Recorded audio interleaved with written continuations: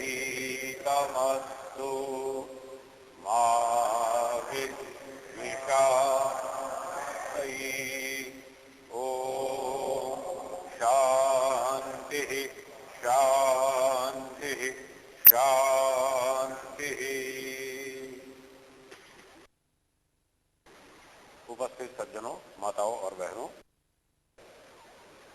आज हमारे पास कुछ शंकाएं उपस्थित हैं। इन शंकाओं का समाधान करने का प्रयत्न करेंगे। जो शंकाएं मेरे पास कागजों पर लिखी हैं, मैं क्रमशः उन्हें पढ़ता हूं और उनका उत्तर देने का प्रयत्न करता हूं। पहली शंका लिखी है, संसार क्या है? क्या संसार में सुख नहीं है? संसार को बनाने में परमात्मा का हेतु क्या है? इसका उत्तर है, संसार प्रकृति से बना हुआ अनेक पदार्थों का एक समुदाय है। इस संसार में जो वस्तुएं हमें दिखती हैं, सूर्य, चंद्रमा, तारे, पृथ्वी, अग्नि, जल, वायु और भी बहुत से पदार्थ हैं, नदियां, पर्वत, समुद्र, वनस्पतियां, औषधियां, वृक्ष, अन्न, फल, फूल, शाक इत्यादि, और बहुत से प्राणी भी देखने को मिलते हैं, पशु, पक्षी, कीड़े, मकोड़े, मनुष्य आदि। इन सबके समुदाय को संसार कहते हैं। इस संसार में जितने ये पदार्थ हमें दिखते हैं, इनमें कुल मिलाकर 3 पदार्थ हैं। मैं चाहूंगा उन 3 पदार्थों के नाम आप भी मेरे पीछे पीछे दोहराएं। ईश्वर,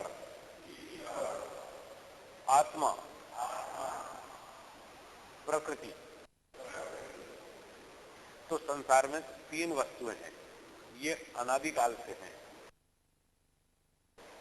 अर्थात हमेशा से हैं, सदा से हैं और सदा रहेंगी, अनंत काल तक रहेंगी।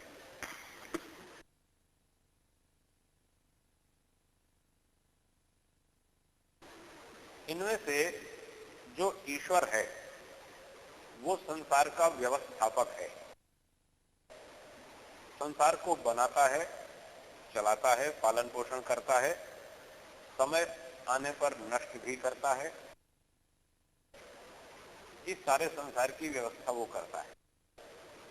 जो व्यवस्था करने वाला है उसका नाम है ईश्वर, भगवान, परमात्मा। अब जिसके लिए ये संसार बनाया है,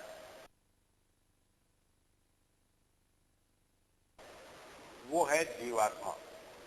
उसे आत्मा भी कहते हैं, जीव भी कहते हैं और जीवात्मा भी कहते हैं। जिसके लिए ये सारा संसार बनाया वो है जीवात्मा। अर्थात आप और हम सब जीवात्मा हैं। हमारे लिए ईश्वर ने ये संसार बनाया। और तीसरी वस्तु है प्रकृति, जो मूल द्रव्य है, बेसिक मटेरियल। जिस मूल द्रव्य से ये सारे पदार्थ बनाए, सूर्य, चंद्रमा, तारे, पृथ्वी इत्यादि, वो मूल द्रव्य का नाम है प्रकृति। वो भी अनादि है। लेकिन उस मूल द्रव्य से जो सूर्य, पृथ्वी आदि पदार्थ बनाए, ये बनाए गए हैं और एक दिन नष्ट हो जाएंगे। ये सदा नहीं रहेंगे। सूर्य, पृथ्वी, पर्वत, नदियां आदि ये समाप्त हो जाएंगे। इनका जो मूल कारण द्रव्य है, नष्ट होने के बाद फिर मूल कारण द्रव्य बचेगा, उसी का नाम प्रकृति है। वो सदा से है और सदा रहेगी। तो संसार क्या है, थोड़ा आपने समझने का प्रयत्न किया होगा। प्रकृति से बना हुआ ये जो जगत है, जिसमें हमें असंख्य पदार्थ दिखते हैं और बहुत दूर दूर तक फैला हुआ, ये बहुत सा नहीं भी दिखता है, इन असंख्य पदार्थों के समूह को संसार कहते हैं। इसमें 3 पदार्थ हैं मूल रूप से, ईश्वर, आत्मा और प्रकृति। अब प्रश्न ये था कि क्या संसार में सुख नहीं है? उत्तर है कि संसार में सुख है। बहुत से लोग कहते हैं संसार में सुख है ही नहीं, सुख की कोई सत्ता ही नहीं। ये बात ठीक नहीं, गलत। कुछ लोग सुख के साथ साथ दुख को भी जोड़ लेते कि ना कोई सुख है ना कोई दुख है। ये तो अपने मन की कल्पना है। एक व्यक्ति को किसी कार्य में सुख प्रतीत होता है, दूसरे व्यक्ति को उसी कार्य में दुख प्रतीत होता है। सुख दुख तो अपने मन की कल्पना है, ऐसा बहुत से लोग कहते हैं। तो ये बात कुछ अंशों में तो ठीक है, पर पूरी तरह ठीक नहीं है। यदि सुख दुख की अपनी वास्तविक सत्ता कुछ भी नहीं है और केवल हमारी कल्पना से ही वो सुख या दुख उत्पन्न होता है, तो हमारा एक प्रश्न है। जब दुर्घटना होती है, सड़क पर कोई मोटर दुर्घटना होती है, हाथ पांव टूट जाता है, तब व्यक्ति को सुख होता है या दुख होता है? दुख होता है। तो तब दुख की कल्पना क्यों करता है, तब सुख की कल्पना क्यों नहीं करता? अगर सुख दुख काल्पनिक है तो दुर्घटना होने पर, हाथ पांव टूट जाने पर, तब सुख की कल्पना करो, देखें कौन सुखी होता है उस समय। तब कितनी भी सुख की कल्पना करो, तब सुख नहीं होता, तब तो दुख ही होता है। इससे पता चला कि वो काल्पनिक दुख नहीं है, वो वास्तविक है, उसकी अपनी सत्ता है।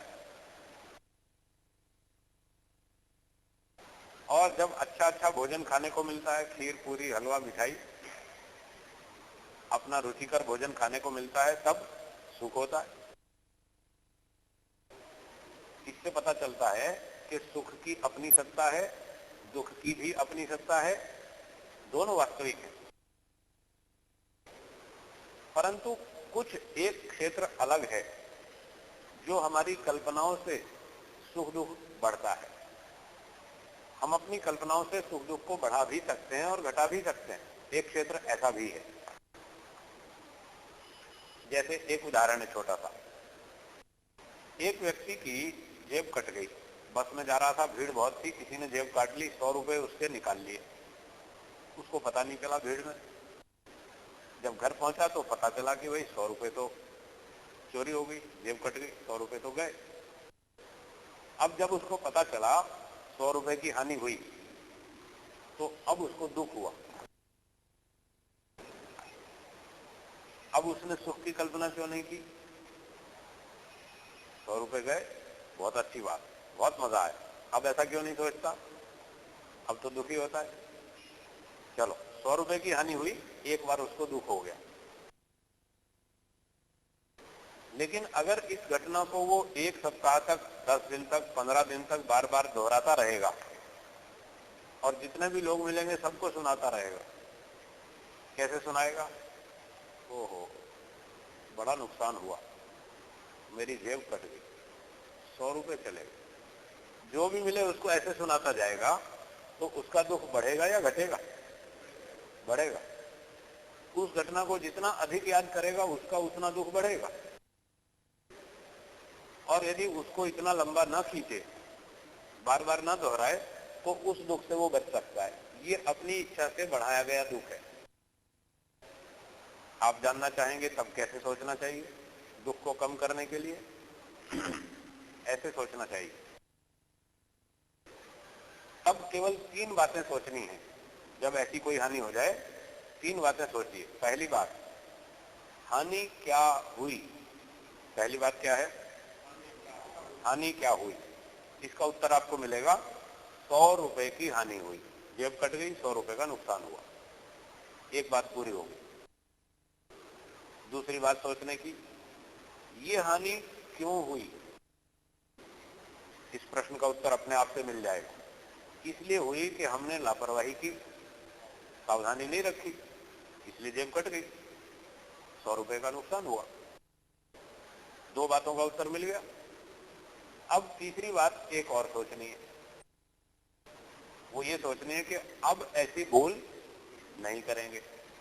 बस 3 बातें सोचिए और फिर पूर्ण विराम, फुल स्टॉप, बस आगे नहीं सोचना।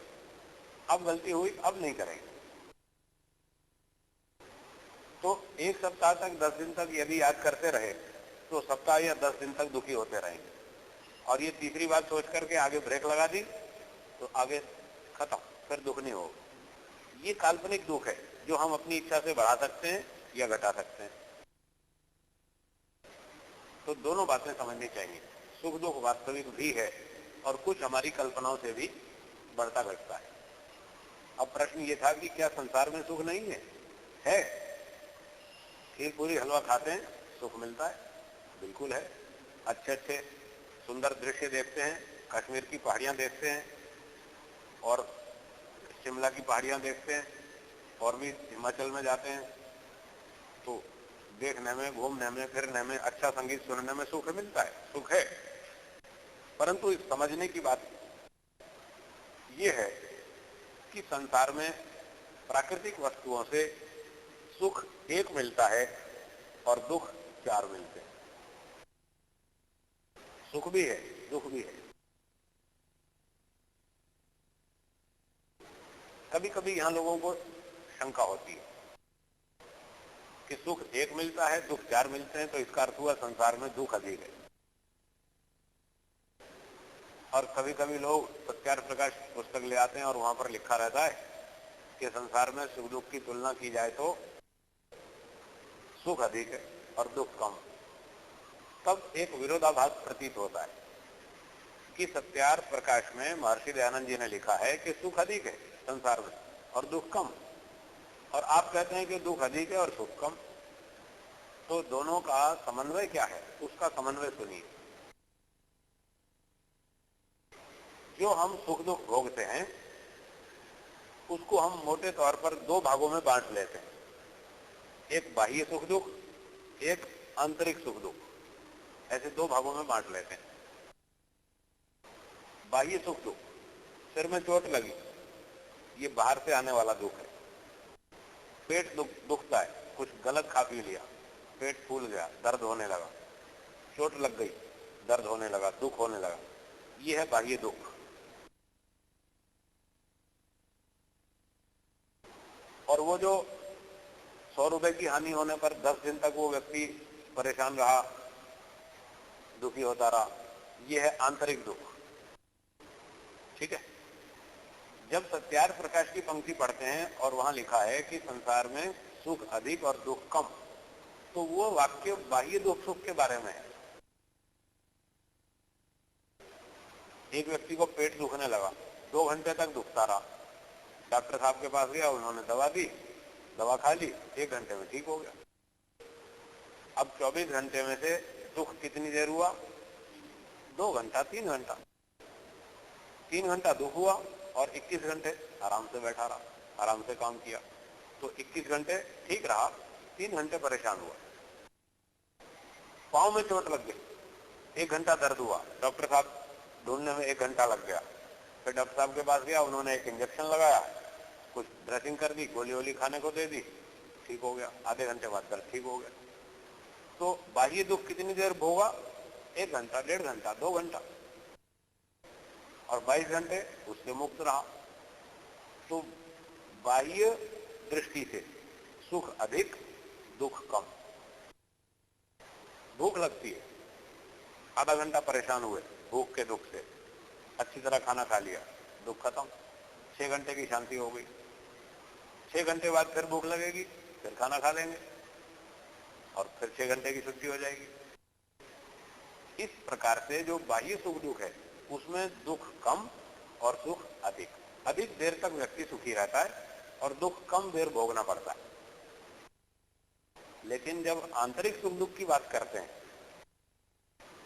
तो आंतरिक दृष्टि से योग दर्शन, सांख्य दर्शन आदि आदि उपनिषदकार जो भी हैं वो ये कहते हैं कि आंतरिक दृष्टि से दुख अधिक और सुख कम। ये जो परिणाम दुख, ताप दुख, संस्कार दुख लिखा है योग दर्शन में, ये आंतरिक सुख दुख से अधिक संबंधित है। तो आंतरिक दृष्टि से व्यक्ति सारा दिन दुखी रहता है, परेशान रहता है। मानसिक दृष्टि से किसी से राग, किसी से द्वेष, किसी से ईर्ष्या, किसी से जलन, किसी से कुछ, किसी से कुछ, मन में अशांति बनी रहती है। कहीं ताप दुख सताता है, कहीं परिणाम दुख सताता है, कहीं संस्कार दुख सताता है। तो आंतरिक दृष्टि से वो दुख अधिक भोगता है। इसलिए ऋषि लोग कहते हैं दुखम एव सर्वम विवेकिनः। बुद्धिमान व्यक्ति की दृष्टि में सारा दुख ही दुख है। सर में चोट लगने पर तो दुख होता ही है, वो तो दुख है ही जो है।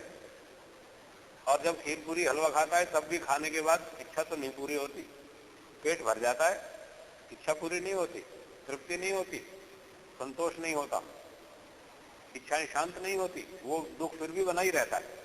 इस दृष्टि से बुद्धिमान व्यक्ति की दृष्टि में सारा दुख ही दुख है। तो वो आंतरिक दृष्टि से कहा है कि दुख अधिक और सुख कम, और बाह्य दृष्टि से सुख अधिक दुख कम। इसलिए दोनों बातों में कोई विरोध नहीं है, दोनों बातों का क्षेत्र अलग अलग है। तो प्रश्न था संसार में सुख नहीं है क्या? उत्तर है कि है, सुख है। बाह्य दृष्टि से सुख अधिक और आंतरिक दृष्टि से दुख अधिक। फिर आगे लिखा है संसार को बनाने में परमात्मा का हेतु क्या है? संसार को बनाने में जो परमात्मा का हेतु है, कारण है, प्रयोजन है, वो है दो। ईश्वर ने अपने स्वार्थ के लिए संसार नहीं बनाया, फिर किसके लिए बनाया? जीवात्माओं के लिए, आपके लिए, हमारे लिए बनाया।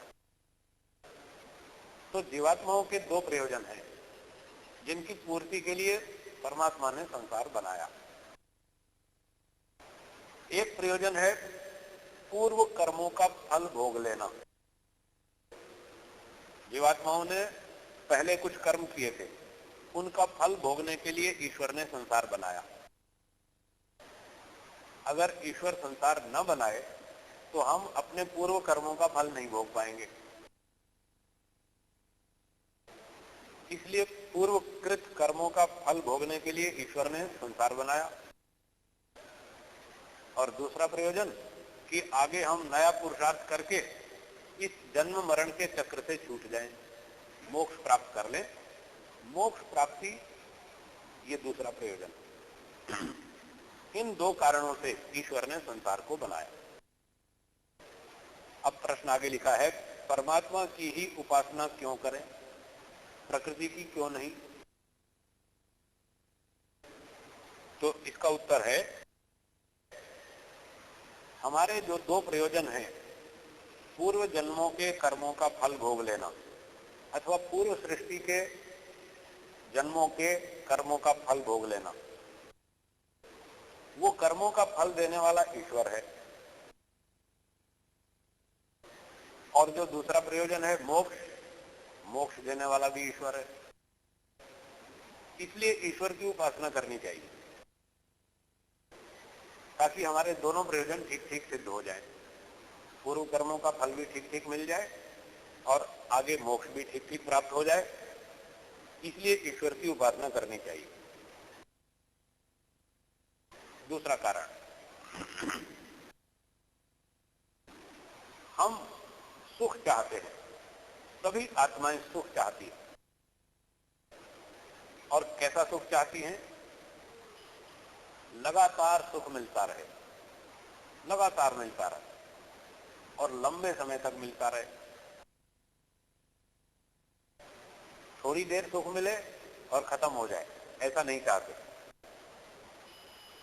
थोड़ा सा सुख मिले फिर दुख आ जाए, ऐसा भी नहीं चाहते। हम जो सुख चाहते हैं उसमें दो विशेषताएं होनी चाहिए, लगातार मिले और लंबे समय तक मिले। ऐसा सुख क्या संसार में कहीं उपलब्ध है? आप लोगों का क्या अनुभव है? नहीं, ऐसा संसार में कोई सुख नहीं है जो लगातार मिलता रहे और लंबे समय तक मिलता रहे, दुख नहीं आए। ऐसा कोई सुख संसार में अब तक देखने और सुनने को नहीं मिला। तो यदि संसार की अर्थात प्रकृति की उपासना करेंगे तो हमारा प्रयोजन सिद्ध नहीं हो पाएगा। प्रकृति में ऐसा कोई सुख है ही नहीं जो लगातार मिलता रहे, लंबे समय तक मिलता रहे। इसलिए प्रकृति की उपासना नहीं करनी चाहिए। ऐसा सुख जो हम चाहते हैं वो ईश्वर के पास है, लगातार मिलेगा, लंबे समय तक मिलेगा। जितना मुक्ति का समय है उतने लंबे समय तक मिलेगा,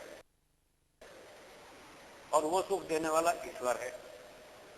इसलिए ईश्वर की उपासना करनी चाहिए, प्रकृति की नहीं। ईश्वर की उपासना करने से हमारा प्रयोजन सिद्ध हो जाता है, प्रकृति की उपासना करने से हमारा प्रयोजन सिद्ध नहीं होता। ये इसका उत्तर है। आगे प्रश्न लिखा है, वेद क्या है, किसके द्वारा कैसे प्रकट हुए, मनुष्यों की उत्पत्ति कैसे और कब हुई?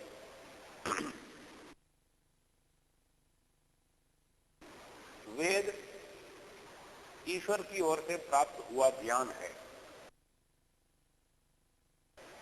ईश्वर ने जब सृष्टि बनाई, संसार बनाया, तो संसार बनाकर जब बहुत सारे प्राणी पैदा किए और अंत में मनुष्य को भी उत्पन्न किया, तब मनुष्यों को कुछ उपदेश दिया, कुछ ज्ञान विज्ञान दिया। उसमें क्या था? उस ज्ञान विज्ञान में ये बताया गया था कि संसार में कैसे रहना है, कैसे जीना है, कैसे लेन देन करना है, कैसे व्यवहार करना है, क्या खाना है, क्या पीना है, क्या नहीं खाना, क्या नहीं पीना, कैसा व्यवहार लेन देन करना, कैसा नहीं करना, वो सारी बातें बताई। और संसार क्या है, प्रकृति क्या है, आत्मा क्या है, ईश्वर क्या है, ये सारी बातें उसमें बताई गई।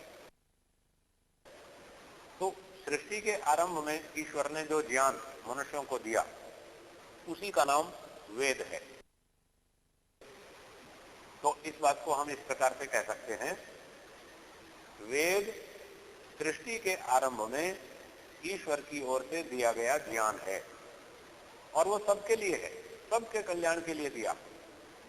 उस वेद का लाभ सभी लोग ले सकते हैं, चाहे वो भारतीय हो चाहे विदेशी हो। ईश्वर सबके लिए एक है, ईश्वर एक है, वो सबका राजा है, उसकी दी हुई वस्तु सबके लिए। कोई भी उसको पढ़े वेद को, उसका लाभ उठाए, सबके लिए रास्ता खुला है। ईश्वर का सूर्य सबके लिए है, ईश्वर की बनाई पृथ्वी सबके लिए है, ईश्वर का बनाया जल पानी सबके लिए, ईश्वर ने अग्नि बनाई सबके लिए, अन्न बनाया सबके लिए, फल फूल शाक बनाए सबके लिए। ईश्वर की बनाई जो वस्तु होती है वो सबके लिए होती है। तो वेद भी ईश्वर का दिया हुआ ज्ञान है, वो भी सबके लिए। कोई भी वेद को पढ़े, उससे लाभ उठाए। तो वेद ईश्वर की ओर से दिया गया ज्ञान है। वेद किसके द्वारा और कैसे प्रकट हुए? ईश्वर के द्वारा प्रकट हुए। कैसे प्रकट हुए? सृष्टि के आरंभ में 4 मनुष्य जो बहुत बुद्धिमान थे, जिसे आजकल हम लोग जीनियस बोलते हैं, जीनियस, बहुत ऊंची बुद्धि वाले, ऐसे स्तर के 4 व्यक्ति थे। उन 4 व्यक्तियों को ईश्वर ने 4 वेदों का ज्ञान दिया। उन व्यक्तियों के नाम क्या थे? अग्नि, वायु, आदित्य, अंगिरा, ये 4 नाम थे उन 4 मनुष्यों के। अग्नि का अर्थ ये चूल्हे वाली अग्नि नहीं समझ लेना, वो जड़ वस्तु है। ये मनुष्य की बात कर रहे हैं हम।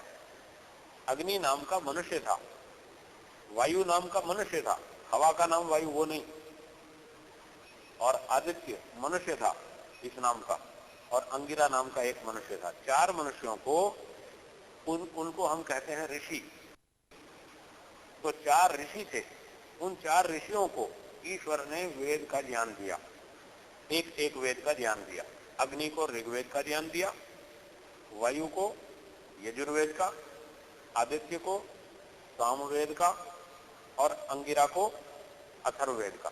4 वेदों का ज्ञान 4 ऋषियों को दिया, उनके मन में दिया, उनके अंदर। ईश्वर सर्वव्यापक है, सब जगह उपस्थित है, तो हमारे अंदर भी है, बाहर भी है, सब जगह है। उन 4 ऋषियों के अंदर भी उपस्थित था ईश्वर। जैसे हम आज अपने मन में चुपचाप बैठे बैठे विचार करते रहते हैं, योजना बनाते रहते हैं कि कल जाना है, बाहर जाएंगे, बाजार में जाएंगे, 11 बजे शॉपिंग करेंगे, ये सामान खरीदेंगे, वो खरीदेंगे, 3 बजे अमुक व्यक्ति से मिलेंगे।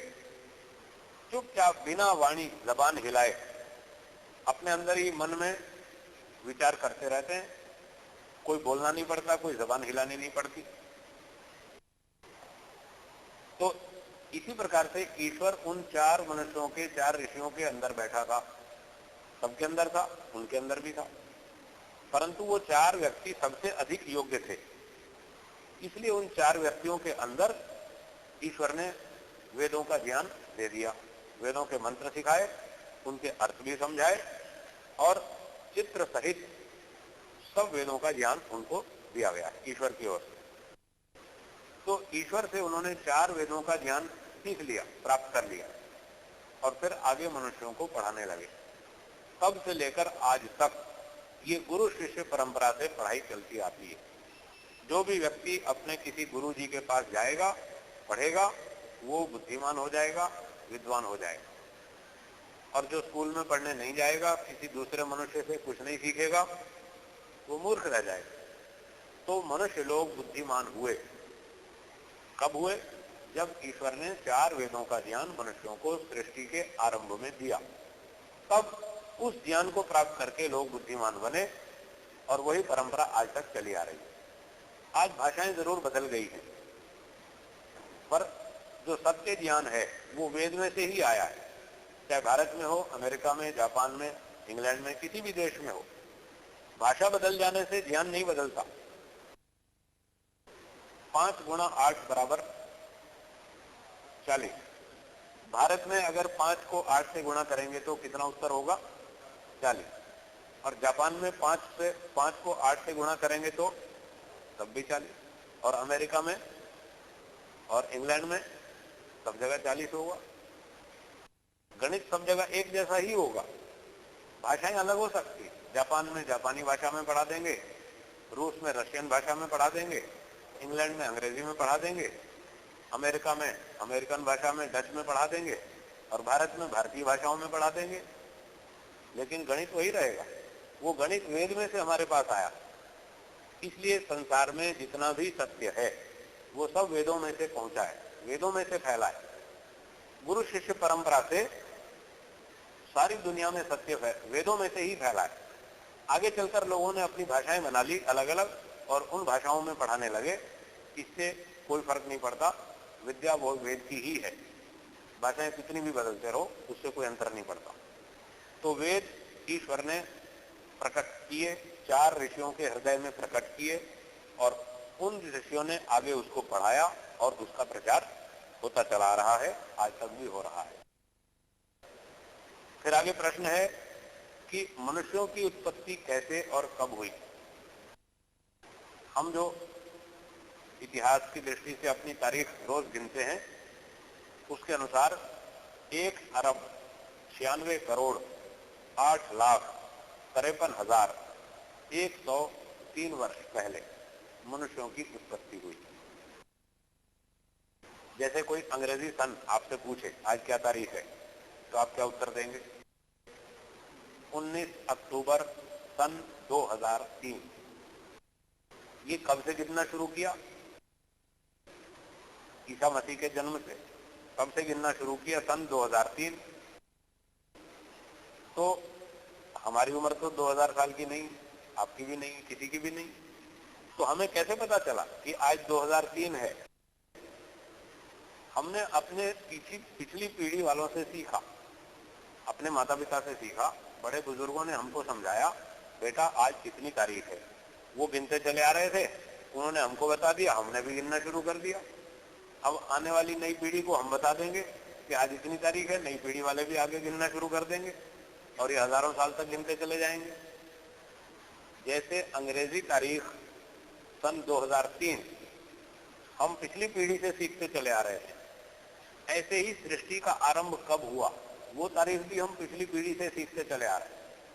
पीढ़ी दर पीढ़ी, लाखों पीढ़ियां, करोड़ों पीढ़ियां बीत गई, तब से रोज तारीख गिनते आ रहे हैं कि सृष्टि को बने कितने दिन हो गए। तो पता चला, पिछली पीढ़ी वालों ने बताया 1 अरब 96 करोड़ 8 लाख 53,103 वर्ष हो गए। इतने वर्ष पहले मनुष्यों की उत्पत्ति हुई। पर स्कूलों में, कॉलेजों में जो आजकल पढ़ाया जाता है डार्विन का सिद्धांत, विकासवाद का, वो ठीक नहीं है कि अमीबा बना, अमीबा से मछली बनी, मछली से बंदर बना, बंदर से मनुष्य बना। ये विकासवाद गलत है। अब तो बड़े बड़े वैज्ञानिकों ने, जेनेटिक इंजीनियरिंग के वैज्ञानिकों ने डार्विन के विकासवाद का खंडन कर दिया। उन्होंने गलत घोषित कर दिया कि डार्विन का सिद्धांत गलत है। आज तो स्वयं वैज्ञानिक लोग ये कह रहे हैं। उनका कहना यह है कि एक प्राणी का जीन दूसरे प्राणी के जीन से इतना भिन्न है कि एक प्राणी से दूसरे प्राणी का विकास हो ही नहीं सकता, बिल्कुल नहीं हो सकता, असंभव बात। ये तो वो स्वयं कह रहे हैं वैज्ञानिक लोग। परंतु पाठ्य पुस्तकों में अभी ये बात नहीं आई है, कुछ समय के बाद पाठ्य पुस्तकों में भी, स्कूलों में आ जाएगी। पर ऊंचे स्तर पर ये बात सिद्ध हो चुकी है। जो अनुसंधान का स्तर है, रिसर्च का जो स्तर है, वहां पर यह बात सिद्ध हो चुकी है कि डार्विन का सिद्धांत गलत है। करोड़ों साल पहले से मनुष्य है, अपने तो मनुष्यों का इतिहास यही बताता है। तो प्रश्न था कि मनुष्यों की उत्पत्ति कैसे हुई, कब हुई, इसका उत्तर तो हो गया। कैसे हुई? पृथ्वी के अंदर से, भूमि में से उत्पन्न हुए। जैसे आज फसलें पैदा होती, गेहूं, चना, ज्वार, बाजरा, गन्ना, सब जमीन में से पैदा होते। तो जब सृष्टि आरंभ हुई तो सारे प्राणी इस पृथ्वी में से ही पैदा हुए। ईश्वर ने मनुष्य, पशु, पक्षी, सब, गाय, घोड़े, पृथ्वी के अंदर ही, भूगर्भ, भूमि के ऊपर, भूमि तल पर अंदर ही उसने गर्भाशय बना करके उन प्राणियों के शरीर बनाए और तब उनको पृथ्वी से उत्पन्न किया। सृष्टि के आरंभ में जो पहली नस्ल पैदा हुई, पहली पीढ़ी पैदा हुई, फर्स्ट जनरेशन, वो युवावस्था में थी। जैसे ये जवान लोग बैठे, उठना, बैठना, चलना, फिरना, खाना, पीना, सारा काम स्वयं कर सकते हैं, ऐसे ऐसे जवान पैदा हुए धरती में से। ये कॉमन सेंस की बात है, थोड़ी सी भी तर्क की बात है। अगर छोटे बच्चे पैदा होते, जैसे आज छोटे बच्चे पैदा होते हैं, अगर पहली जनरेशन छोटे बच्चों के रूप में उत्पन्न होती तो उनको पालता कौन? वो तो वैसे ही मर जाते। छोटे बच्चे को कोई पालन पोषण करने वाला ना मिले तो मर जाएगा। और दूसरी पीढ़ी कैसे चलेगी? संसार आगे नहीं चल पाएगा। और अगर बूढ़े बूढ़े लोग पैदा होते सृष्टि के आरंभ में तो वो आगे संतानोत्पत्ति नहीं कर पाते। इसलिए कॉमन सेंस की बात है, सामान्य बुद्धि की बात है कि सृष्टि में जो सबसे पहली संतति उत्पन्न हुई, पहली नस्ल पैदा हुई, वो युवावस्था में थी, जवान थे। हजारों पुरुष, हजारों स्त्रियां, हजारों की संख्या में उत्पन्न हुए। और ईश्वर ने जब 4 वेद का ज्ञान उन 4 ऋषियों को दिया, उसने सारी व्यवस्था बतलाई कि विवाह कैसे करना, गृहस्थाश्रम कैसे चलाना, वानप्रस्थाश्रम कैसे चलाना, संन्यास कैसे चलाना, संतानोत्पत्ति कैसे करना, फिर उनकी शिक्षा दीक्षा कैसे करना, क्या खाना क्या नहीं खाना, सारी बातें वेदों में बताई। तो वेदों से वो 4 ऋषियों ने सारी बातें सीखकर फिर अन्य मनुष्यों को पढ़ाई सिखाई, उनके विधिवत विवाह किए, गृहस्थाश्रम में उनको प्रवेश करा दिया और फिर आगे ये संसार चला। इस तरह से सृष्टि की उत्पत्ति हुई और युवावस्था में हुई। आगे प्रश्न लिखा है, क्या भूत, फलित, डाकण होती है? वास्तव में मृत्यु के बाद जीव की स्थिति कैसी होती है? तो इसका उत्तर है भूत पलीत डाकण कुछ नहीं होती, केवल मानसिक भ्रम है और कुछ नहीं। जिन लोगों के मन में ये भ्रम है भूत प्रेत होते हैं, उनको ये भूत प्रेत सताते हैं, और जो मानते ही नहीं उनको कुछ नहीं सताते। जब हम ये बात कहते हैं तो लोग कहते हैं देखो जी आप तो आर्य समाजी हैं, आर्य समाजियों को भूत प्रेत नहीं सताते। तो हमने कहा ये तो बहुत अच्छी बात है, भूत प्रेत से बचने के लिए आप भी आर्य समाजी बन जाओ, भूत प्रेत आपका पीछा छोड़ देगा। भूत प्रेत से बचने का कितना अच्छा उपाय है, आर्य समाजी बन जाओ, तब भूत प्रेत भाग जाएंगे। तो उनके इस वाक्य से भी पता चलता है आर्य समाजियों को भूत प्रेत क्यों नहीं सताता, क्योंकि वो मानते ही नहीं। अब जो नहीं मानता उसको नहीं सताता, जो मानता है उसको सताता है। तो सीधी सी बात है, काल्पनिक बात है आपकी। आप भूत प्रेत मानना छोड़ दो, आर्य समाजी बन जाओ, तब समस्या हल हो जाएगी। तो वास्तव में मरने के बाद जीवात्मा की स्थिति कैसी होती है? मृत्यु के बाद जीवात्मा ईश्वर के नियंत्रण में चला जाता है। शरीर छोड़ने के बाद आत्मा को कोई होश नहीं होता, उसे कुछ पता नहीं होता मैं कहां जाऊं, कैसे जाऊं, उसमें कोई होश भी नहीं और शक्ति भी नहीं चलने की। मृत्यु के बाद उसके कर्मों के आधार पर ईश्वर उसको अगला जन्म देता है। अब चाहे तत्काल देवे, चाहे 2 मिनट बाद देवे, 2 घंटे के बाद देवे, 2 महीने के बाद देवे, कभी भी दे, अगला जन्म देना ईश्वर का काम। और मृत्यु के बाद शरीर छोड़ने के बाद जब तक उसको दूसरा जन्म नहीं मिल जाएगा तब तक ईश्वर के नियंत्रण में रहेगा, ईश्वर के अधिकार में रहेगा। भूत प्रेत बनकर कहीं नहीं भटकेगा। बिल्कुल झूठ बात, बिल्कुल भ्रांति है लोगों की। और बहुत सारे लोग भूत प्रेत उतारने का नाटक भी करते हैं कि हम तुम्हारा भूत प्रेत निकाल देंगे। ऐसे आपने देखे भी होंगे, यहाँ गुजरात में तो उसको भुआ कहते हैं, भुआ, भुआ कहते हैं, भूत प्रेत डालने निकालने वाला। एक छोटा सा प्रश्न मैं रखता हूं, इसका उत्तर आप सोचिए। जो व्यक्ति ये भुआ का काम करता है, भूत प्रेत निकालने डालने वाले का, और वो दावा करता है कि मैं आत्माओं को बुला लेता हूं, मैं आत्माओं को डाल देता हूं, मैं निकाल देता हूं, मेरे नियंत्रण में है, जो ऐसा दावा करता है, कल्पना कीजिए उसके अपने बेटे की मृत्यु हो गई, जवान बेटे की, और कल्पना कीजिए उसके बेटे की उम्र थी 22 वर्ष। 22 साल का जवान बेटा उसका मर गया। अब हम उससे कहेंगे भाई अपने बेटे की आत्मा को वापस बुलाओ। आप तो आत्माओं को बुलाना जानते हैं, डालना निकालना जानते हैं, अपने बेटे की आत्मा को वापस बुलाओ और अपने बेटे को जिंदा करो। क्या वो अपने बेटे की आत्मा को वापस बुला लेगा? नहीं बुला सकता ना, नहीं बुला सकता। जब अपने बेटे की आत्मा को नहीं बुला सकता, क्या अपने बेटे से उसको प्रेम नहीं है? उसको जीवित देखना नहीं चाहता? अगर जीवित देखना चाहता है, अपने बेटे से प्रेम है, तो अपने बेटे की आत्मा को बुला के दिखाओ, उसको जिंदा करो, तो हमें पता चले कि हाँ तुम में ताकत है, शक्ति है, तुम आत्माओं को बुला सकते हो।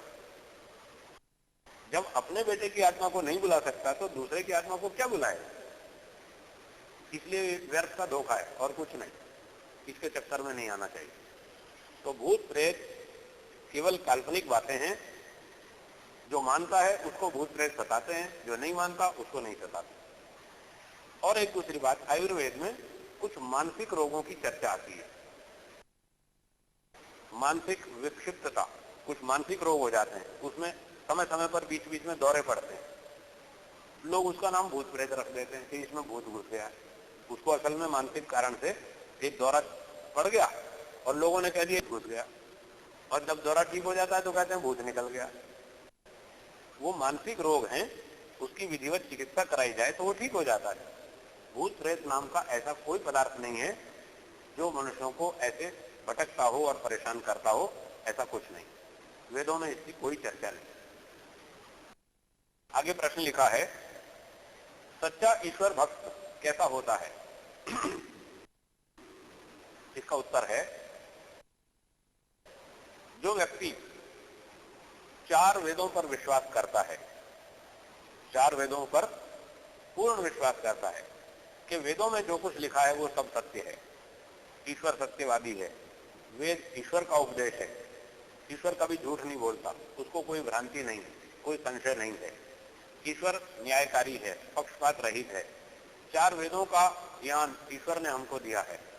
जो 4 वेदों पर विश्वास करता है, वेदों को पढ़ता है, सुनता है, वेदों का अध्ययन करता है और वेदों का श्रवण करता है, सत्संग में जाता है, जहां पर वैदिक व्याख्यान होते हैं उनको सुनता है, वेदों को समझने का प्रयत्न करता है, वेदों के अनुसार अपना आचरण करता है, जीवन व्यवहार उसका वेदानुकूल होता है और वेदानुकूल ईश्वर की उपासना करता है। साकार उपासना नहीं करता। वेदों में साकार उपासना नहीं है, कहीं मूर्तियों की उपासना कहीं नहीं लिखी, बल्कि निषेध किया है। ईश्वर की कोई मूर्ति नहीं है। न तस्य प्रतिमा अस्ति, यजुर्वेद के 32वें अध्याय में 3रे मंत्र में लिखा है, न तस्य प्रतिमा अस्ति, ईश्वर की कोई मूर्ति नहीं है। तो जो व्यक्ति वेद के अनुसार सर्वव्यापक सर्वशक्तिमान निराकार ईश्वर की पूजा करता है, व्यवहार अपना शुद्ध रखता है, सबके साथ न्यायपूर्ण व्यवहार करता है, किसी को व्यर्थ में परेशान नहीं करता, किसी पर अन्याय नहीं करता, किसी का शोषण नहीं करता, वो सच्चा ईश्वर भक्त। अब कुछ और लोग भी हैं जो वेद को तो नहीं मानते, अन्य अन्य पुस्तकों को मानते, लेकिन कुछ कुछ बातें उनके जीवन में वेद की हैं। 100 में से 40 बातें वेद की हैं और 60 बातें वेद के विरुद्ध हैं। तो 40% वो भी ईश्वर के भक्त हैं। वो सारे जीरो नहीं है, 100% जीरो नहीं है वो। जितने मनुष्य जितने प्रतिशत अपने आचरण को वेद के अनुकूल बनाते हैं, वेदानुकूल आचरण करते हैं, उतने उतने वो ईश्वर भक्त हैं। पर वो पूरे सच्चे भक्त नहीं। पूरा सच्चा भक्त जो वो होगा, जो वेद को मानेगा, वेद पर विश्वास करेगा, वेद को पढ़ेगा, वेद के अनुसार आचरण करेगा और सर्वशक्तिमान निराकार सर्वव्यापक ईश्वर की पूजा करेगा, वो सच्चा पूर्ण ईश्वर भक्त होगा। आगे प्रश्न लिखा है, ईश्वर सर्वव्यापक है तो मूर्ति में भी है, तो मूर्ति की उपासना ही ईश्वर उपासना हुई, तो हम मूर्ति पूजा क्यों ना करें? मूर्ति तो ईश्वर प्राप्ति की सीढ़ी है। क्या ये झूठ है? ये तो बात ठीक है कि ईश्वर सर्वव्यापक है और वो मूर्ति में भी है, ये बात भी ठीक है। परंतु प्रश्न ये है कि क्या मूर्ति ईश्वर है या मूर्ति और ईश्वर दोनों अलग अलग है? हाँ जी, आप क्या सोचते हैं? अलग अलग। देखिए, ये क्या है? पेन है। मैं ये कह रहा हूं यह एक पेन है और यह पेन मेरी जेब में है। ये जेब में पेन लगा दिया। यह एक पेन है और ये पेन मेरी जेब में है। क्या पेन और जेब दोनों एक ही वस्तु हैं? अलग अलग।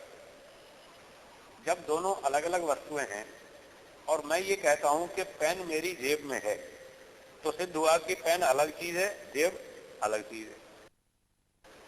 अब इसी तरह से हम ये बोलते हैं कि ईश्वर हर वस्तु में है, मूर्ति में भी है, तो क्या सिद्ध हुआ कि ईश्वर अलग वस्तु है, मूर्ति अलग वस्तु है। मूर्ति अलग है, ईश्वर अलग है। यदि मूर्ति की पूजा करते हैं तो ईश्वर की पूजा नहीं हुई, ये बात समझने की। मूर्ति अलग है, ईश्वर अलग है। मूर्ति में रहते हुए भी वो अलग है। जैसे पेन जेब में रहते हुए भी वो जेब से अलग है। तो मूर्ति की पूजा ईश्वर की पूजा नहीं है। मूर्ति अलग चीज है, ईश्वर अलग चीज है। मूर्ति की पूजा करेंगे तो मूर्ति की पूजा कहलाएगी, ईश्वर की पूजा नहीं कहलाएगी। और यदि मूर्ति की पूजा करेंगे तो वो लाभ हमको नहीं मिलेगा जो हमको ईश्वर से मिल सकता है। मूर्ति हमारे कर्मों को नहीं देख सकती, मूर्ति हमारे कर्मों का फल नहीं दे सकती, वो न्याय नहीं कर सकती। मूर्ति हमको मोक्ष नहीं दे सकती, मूर्ति हमको शांति नहीं दे सकती, ज्ञान विज्ञान नहीं दे सकती, आनंद नहीं दे सकती। और हमें ये सब चाहिए। ये सब चीजें कौन दे सकता है? ईश्वर। इसलिए ईश्वर की पूजा करनी चाहिए, मूर्ति की नहीं। मूर्ति की पूजा करना ये ईश्वर प्राप्ति में सीढ़ी नहीं है, ये सीढ़ी नहीं है। महर्षि दयानंद जी लिखते हैं ये तो खाई है, मूर्ति की पूजा सीढ़ी नहीं है, ये तो खाई है, जिस खाई में गिरकर व्यक्ति चकनाचूर हो जाता है और उस ऐसी खाई में गिर जाता है कि उससे बाहर निकल ही नहीं पाता, जीवन भर तक नहीं निकल पाता। मूर्ति पूजा करने वाले लोग कहते हैं कि शुरू में पहले मूर्ति पूजा करो, बाद में अंत में तो निराकार की ही पूजा करनी चाहिए। अंत में तो किसकी पूजा? निराकार की। तो हमने देखा लोग बचपन से मूर्ति पूजा शुरू करते हैं और जीवन के अंतिम समय तक 70 साल तक वो मूर्ति की ही पूजा करते हैं, निराकार की पूजा कब करेंगे? करते ही नहीं। मूर्ति की पूजा करते करते वो संस्कार कितने पक जाते हैं, अब वो मूर्ति को छोड़ना भी चाहे तो वो छूटती नहीं। इसलिए बात गलत है, ये मूर्ति पूजा सीढ़ी नहीं है, ये खाई है, उसमें व्यक्ति गिर करके ऐसा फंस जाता है उससे बाहर नहीं निकल पाता और वो फिर इतना मजबूर होता है कि अंत में उसको कोई समझाए कि अब तो छोड़ दो मूर्ति पूजा, अब तो निराकार की पूजा करो, अब तो सारा जीवन समाप्त हो रहा है, तो फिर अंत में वो कहता जी अब मेरे बस का नहीं, अब ये मुझसे छूटती नहीं है। तो बताइए खाई हुई कि सीढ़ी हुई? ऐसी खाई हुई इसमें गिर के चिकनाचूर और आगे बढ़ नहीं पाया व्यक्ति, वहीं का वहीं फंस जाता है। इसलिए सीढ़ी नहीं है, ये खाई है। मूर्ति पूजा नहीं सिखानी चाहिए, न करनी चाहिए। शुरू से ही एक ही पाठ पढ़ाओ, सच्चा पाठ पढ़ाओ, पहले गलत पढ़ाओ फिर सही पढ़ाओ, ये अनुचित बात। पहली दूसरी तीसरी कक्षा के विद्यार्थियों को गणित पढ़ाया जाता है और क्या पढ़ाते हैं? 5 गुणा 8 बराबर 40, 5 के पहाड़े याद करवाते हैं। 5 एकम 5, 5 दूनी 10, 5 तिया 15, 5 चौक 20। दूसरी कक्षा के विद्यार्थी को ये समझ में नहीं आता ये 5 चौक 20 कैसे हुआ, उसको समझ में नहीं आता, लेकिन अध्यापक उसको रटवाते वही है, समझ में आए चाहे ना आए, तुमको रटना यही है। एक विद्यार्थी कहने लगा दूसरी कक्षा का, गुरुजी मुझे 5 चौक 20 समझ में नहीं आता। गुरुजी ने पूछा अच्छा तुमको क्या समझ में आता है? बोला मुझे तो 5 अठे 15 समझ में आता है। तो क्या गुरुजी उसको छूट कर देंगे, तुम 5 अठे 15 याद कर लो? क्या छूट कर देंगे? नहीं करेंगे। वहां ये तर्क नहीं चलेगा, ये अभी समझता नहीं है, चलो पहले इसको 5 अठे 15 रटवा दो, जब 5वीं कक्षा में आएगा तब इसको 5 अठे 40 रटवाएंगे। वो ऐसा समझौता नहीं करते। वो कहते हैं तुमको 5 अठे 40 ही रटना पड़ेगा, 5 चौक 20 रटना पड़ेगा, समझ में आए क्या नहीं आए, रटना तो यही पड़ेगा। जब बड़े हो जाओगे 5वीं 10वीं कक्षा में आओगे तब समझ में आएगा, पर अभी आपको रटना यही पड़ेगा। वो शुरू से ठीक पाठ पढ़ाते हैं, गलत पाठ नहीं पढ़ाते। तो भगवान की पूजा के मामले में गलत पाठ क्यों पढ़ाते हैं? यहाँ भी शुरू से सही पाठ पढ़ाओ, भले ही कठिन हो, आज समझ में नहीं आता, 20 वर्ष में समझ में आएगा, 30 वर्ष में समझ में आएगा, कोई चिंता नहीं, पर पाठ तो शुरू से ठीक पढ़ाओ। ईश्वर निराकार है, साकार नहीं है। शुरू से ठीक पाठ पढ़ाओ, 30 साल के बाद समझ में आएगा कि ईश्वर निराकार है, कोई चिंता नहीं। जब आएगा तब आएगा, पर रटना तो वही पड़ेगा जो सत्य है। इसलिए बचपन से ही ये सिखाना चाहिए, ईश्वर निराकार है, साकार नहीं है। मूर्ति पूजा ठीक नहीं है। मूर्ति पूजा से वो लाभ नहीं होते जो ईश्वर की पूजा से लाभ होते हैं। ईश्वर की पूजा करो, आज कठिन लगती है कोई बात नहीं, 5 साल में 10 साल में 20 साल में धीरे धीरे समझ में आ जाएगा। इसलिए मूर्ति पूजा नहीं करनी चाहिए। कहा जाता है कि सच्चे भक्तों का भोजन भी प्रकट होकर ईश्वर खा जाता है, तो ये बात झूठ है। ईश्वर कभी कोई भोजन नहीं खाता, वेद के विरुद्ध है। वेद में ईश्वर ने स्वयं मना किया है, अनशनन अन्यो अभिचापशीति, ऋग्वेद के मंत्र में लिखा है ईश्वर कुछ नहीं खाता, प्रकृति से कुछ नहीं लेता। फिर भी हमारा भ्रम है, स्वार्थ है, अविद्या है, जो हम ईश्वर के बारे में ऐसी बात कहते हैं कि ईश्वर प्रकट हो जाता है, वो भक्त की मिठाई खा लेता है और ये खा लेता है, वो खा लेता है। झूठ बात, ईश्वर बिल्कुल नहीं खाता, उसे कोई आवश्यकता नहीं। प्रश्न है आगे लिखा, ईश्वर सर्वत्र है तो मल मूत्र में भी होगा? मल मूत्र में रहने वाला ईश्वर मलिन हो जाएगा, तो ऐसे मलिन गंदे ईश्वर की उपासना हम क्यों करें? ये तो ठीक बात है, ईश्वर सर्वत्र है, सर्वव्यापक है, और जैसे मूर्ति में है, वृक्षों में है, फल में है, फूल में है, कूड़े कचरे में, मलमूत्र में भी है, कोई आपत्ति नहीं, सब जगह है। परंतु इतना होने पर भी वो मलिन नहीं होता, अशुद्ध नहीं होता, गंदा नहीं होता।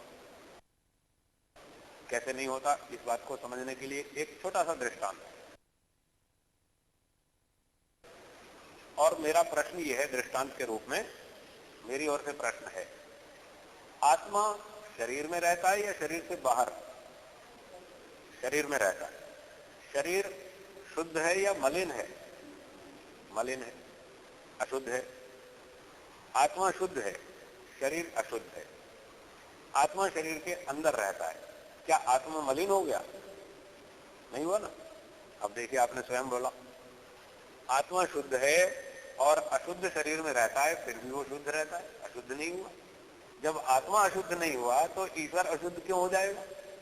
वो तो सर्वशक्तिमान है। आत्मा तो अल्प शक्तिमान है, अल्पज्ञ है, बहुत छोटा सा है। जब वो भी अशुद्ध नहीं होता मलिन शरीर में रहते हुए, तो ईश्वर तो सर्वशक्तिमान है, सब प्रकार से संपन्न है। वो मलिन स्थानों पर रहे, मलमूत्र में रहे, तो वो अशुद्ध क्यों हो जाएगा? बिल्कुल नहीं होगा। केवल लोगों का भ्रम है। लोग ठीक प्रकार से चिंतन नहीं करते, वेदों को नहीं पढ़ते, बुद्धिमत्ता से विचार नहीं करते, इसलिए उनको मन में शंकाएं हो जाती है कि ईश्वर मलिन हो जाएगा। क्यों हो जाएगा? जब आत्मा मलिन नहीं होता, ईश्वर भी नहीं होगा। इसके पीछे एक कारण है कि ईश्वर और आत्मा दोनों चेतन वस्तुएं हैं। दोनों कैसी वस्तुएं हैं? चेतन। चेतन वस्तु जड़ वस्तु के साथ रहते हुए भी मलिन नहीं होती। जैसे आपने उदाहरण स्वयं बोला, आत्मा शरीर में रहता है और मलिन नहीं होता, आत्मा चेतन है। तो ईश्वर भी तो चेतन है, वो भी मलिन पदार्थों में रहे तो वो भी मलिन नहीं होता, अशुद्ध नहीं होता, कोई दिक्कत नहीं, बिल्कुल ठीक ठाक रहता है। उसको कोई कष्ट नहीं, कोई दुख नहीं, कोई दुर्गंध नहीं आती, वो दुखी नहीं होता। इसलिए ईश्वर को सर्वव्यापक मानना चाहिए और वो मल मूत्र आदि में रहते हुए भी शुद्ध रहता है, पवित्र रहता है। उस पवित्र ईश्वर की उपासना करनी चाहिए, कर सकते हैं, कोई आपत्ति नहीं। आगे प्रश्न लिखा है, वेद को समझने के लिए क्या दर्शन पढ़ना आवश्यक है? हाँ, वेदों को समझने के लिए दर्शन शास्त्रों को पढ़ना आवश्यक है। वैदिक दर्शन जो वेद पर आधारित हैं, 6 दर्शन कहे जाते हैं। न्याय दर्शन, वैशेषिक दर्शन, सांख्य दर्शन, योग दर्शन, वेदांत दर्शन और मीमांसा दर्शन। ये 6 दर्शन वैदिक दर्शन है, ये वेदों पर आधारित है। कुछ और दर्शन भी हैं, वो अवैदिक हैं, वेदों पर आधारित नहीं है। यदि वेदों को समझना है तो वैदिक 6 दर्शन तो पढ़ने चाहिए, क्योंकि इन वैदिक दर्शन शास्त्रों में ऐसे ऐसे सिद्धांत लिखे हैं जिन सिद्धांतों को समझ लेने पर वेद ठीक ठीक समझ में आएगा। और यदि हम दर्शन शास्त्र में परिश्रम नहीं करते, पुरुषार्थ नहीं करते, तो हमें सिद्धांत ठीक ठीक समझ में नहीं आएगा। जब सिद्धांत ठीक स्पष्ट नहीं होगा तब वेद को पढ़ेंगे तो 20 जगह पर भ्रांतियों में पढ़ेंगे, हमको उसका अर्थ ठीक से समझ में नहीं आएगा, भ्रांतियां हो जाएंगी अथवा शंकाएं हो जाएंगी। इसलिए वेदों को ठीक ठीक समझने के लिए दर्शन शास्त्र पढ़ने आवश्यक, जरूर पढ़ने चाहिए। वैदिक दर्शन। फिर आगे लिखा है, दर्शन शब्द की व्याख्या बताने की कृपा करें। दर्शन शब्द की व्याख्या ये है, दृश्यते अनेन इति दर्शनम। दृश्यते, देखा जाए, अनेन, इससे, जिससे कुछ देखा जाए, जाना जाए, कुछ सूक्ष्म पदार्थ जाना जाए, कोई सूक्ष्म तत्व जाना जाए, किसी सूक्ष्म पदार्थ की सच्चाई जानी जाए, उसको दर्शन कहते हैं। तो ये जो दर्शन शास्त्र हैं, ये ऐसी विद्या है जिससे आत्मा परमात्मा जैसे सूक्ष्म तत्व हमें समझ में आ जाते हैं, प्रकृति जैसा सूक्ष्म पदार्थ हमारी समझ में आ जाता है। इन पदार्थों के बारे में बहुत अच्छी तरह से हमको ठीक ठीक ज्ञान हो जाता है। इन दर्शन शास्त्रों से, इसलिए इनका नाम दर्शन है। और फिर लिखा है भक्ति योग से क्या ईश्वर साक्षात्कार नहीं हो सकता? इसका उत्तर यह है कि केवल भक्ति से ईश्वर का साक्षात्कार नहीं हो सकता। बहुत से लोगों ने यह भ्रम फैला रखा है, चाहे भक्ति मार्ग अपना लो, चाहे कर्म मार्ग अपना लो और चाहे ज्ञान मार्ग अपना लो, तीन में से कोई भी एक अपना लो, आपका मोक्ष हो जाएगा, ईश्वर का साक्षात्कार हो जाएगा।